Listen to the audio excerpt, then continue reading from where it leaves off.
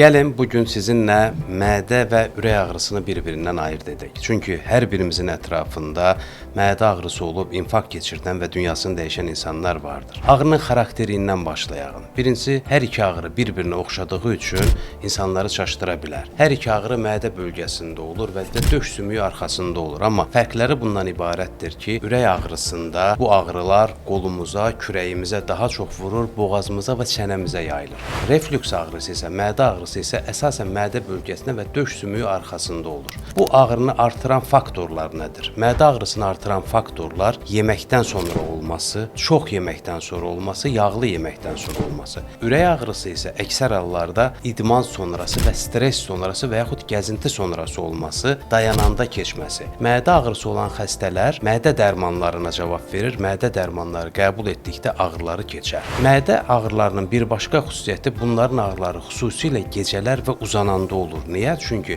mədə turşusu yuxarı gələcəyi üçün, boğazımıza doğru gələcəyi üçün ağza turş və acı su dadı gətirir ki, ürək ağrısında uzanmaqla tam tərsi ağrılar keçər. Mədə ağrısı mədə qoruyucu dərmanlarla keçər, ürək ağrısı isə nitrat dediyimiz dil altı qoyduğumuz tabletkalarla keçər. Ağrının müddəti bizə bir şey ifadə edərmi? Bəli, ürək ağrıları qısa çəkər. Əgər uzun çəkərsə, ya infarkta səbəb olar, ya da öldürər və yaxud da sizi məcbur edər ki, təcili yardıma çağırasınız. Mədə ağrıları isə saatlarca çəkər, həzin olar və insanı adətən çox da həkim çağırmağı düşündürməz. Ağrının başqa xüsusiyyətləri varmı? Var. Ürək ağrısı ilə bərabər adətən soyuq tərləmə olur və ölüm qorxusu olur. Onun üçün bu iki ağrını bir-birindən ayırt etməkdə çox diqqətli olmağınızı və ürək ağrısının xüsusiyyətlərinə diqqət etməyinizi tövsiyə edirik.